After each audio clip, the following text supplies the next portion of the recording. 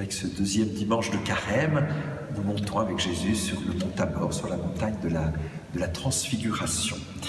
Et je me souviens de cette lettre, je crois que c'est la dernière lettre de frère Roger de Thésée, qui s'intitulait « Pressens-tu ce bonheur ?»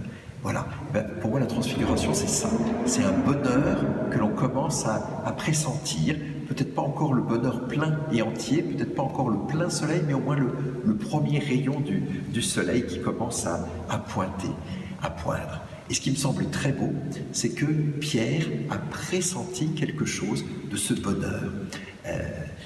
Jésus ne fait que ça, parler de bonheur, il ne sait pas faire autre chose. D'ailleurs, chez Matthieu, les premiers mots de Jésus, on les connaît, c'est les béatitudes, heureux, heureux, heureux les cœurs purs, heureux les pauvres, il ne sait que dire cela.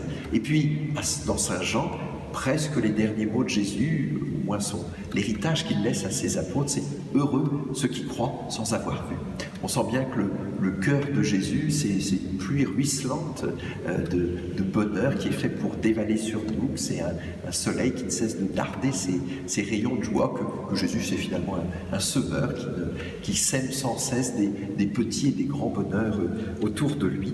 Et aujourd'hui, ce qui est très beau pour moi, c'est qu'il y a quelqu'un qui accueille ce bonheur. Des gens qui, dans l'Évangile, en dehors de Jésus, parlent de bonheur. Je crois qu'il y en a très peu. Enfin, dans tous les cas, il y a Pierre aujourd'hui qui dit « Ah, comme il est heureux que nous soyons ici ». Alors, on le sent bien, c'est ce bonheur-là de Pierre que nous avons à accueillir aujourd'hui. Alors, comment le caractériser, ce bonheur de Pierre? Comme il est heureux que nous soyons ici. Il y a d'abord ce « ici » qui me plaît beaucoup. Parfois, on croit que l'herbe est plus verte chez le voisin, on pense que le bonheur, il est pour demain. Non, non, non, non, il est ici. Ici et maintenant, nous avons à accueillir ce que Dieu veut nous donner. Hier appartient à la miséricorde de Dieu, demain à sa providence. Je n'ai qu'aujourd'hui pour aimer Dieu. Le royaume de Dieu, il correspond aujourd'hui exactement au contour de mes deux pieds sur le sol. Voilà, ici. Et puis, il y a une autre caractéristique de ce bonheur, c'est ce « nous ». Qu'est-ce que c'est bon? Qu'est-ce que nous sommes heureux? Qu'est-ce que c'est extraordinaire que nous soyons ici? Alors, qui est ce « nous » ? Alors, bien sûr, qu'il y a Pierre, Jacques et Jean, les trois frères, et c'est déjà beau. C'est toujours un miracle. Quand trois personnes disent « nous », ça veut dire qu'elles se sentent en communion profonde. Mais ce « nous » là, il va plus loin, puisqu'il inclut aussi Élie et Moïse. Pour nous, c'est un peu des personnages importants, bien sûr, des références sans doute, mais quand même des personnages de la Bible, de l'histoire, de la littérature. Et bien voilà que non. Ce ne sont pas des personnages, ce sont des compagnons, ce sont des frères qui nous sont donnés. Puissions-nous vraiment lire la Bible comme ça, avec Jérémie comme frère, avec Moïse comme frère, avec Adam comme frère. Et Jésus lisait la Bible comme ça, et il veut que nous puissions la lire, nous aussi, comme ça, comme un dialogue avec les frères aînés de notre famille. Qu'est-ce qu'il est bon que nous soyons ici? Ce « nous », il intègre encore quelqu'un d'autre, c'est Jésus, tout simplement. Être heureux, c'est peut-être ça, être capable de dire « nous » avec Jésus. Peut-être que l'Église, c'est ça, c'est être capable de dire « nous » avec Jésus.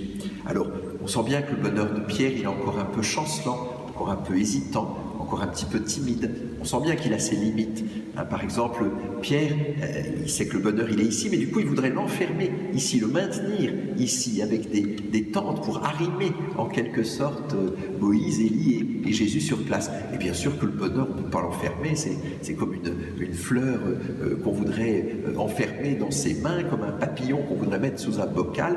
Évidemment que ça meurt. Au contraire, le bonheur, il est fait pour être sans cesse ouvert, sans cesse partagé, sans cesse accueillant, disponible à ce qui va arriver. Alors Dieu, il va aider Pierre à comprendre cela avec les mots qu'il donne. Il nous fait bien comprendre que finalement il s'agit d'écouter Jésus, qu'il ne s'agit pas de l'enfermer quelque part, de le posséder, mais il s'agit de l'écouter, donc sans cesse de le suivre, de se mettre à sa suite, même si c'est jusqu'au calvaire.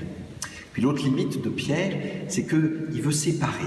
C'est bizarre, il veut mettre Jésus sous une tente, Élie sous une autre, Moïse sous une troisième. Dieu, lui, il n'est pas du genre à séparer. D'ailleurs, lui, il fait une grande tente, qu'on appelle une nuée, dans laquelle il réunit tout le monde, et les trois apôtres, et Moïse, et Élie, et Jésus.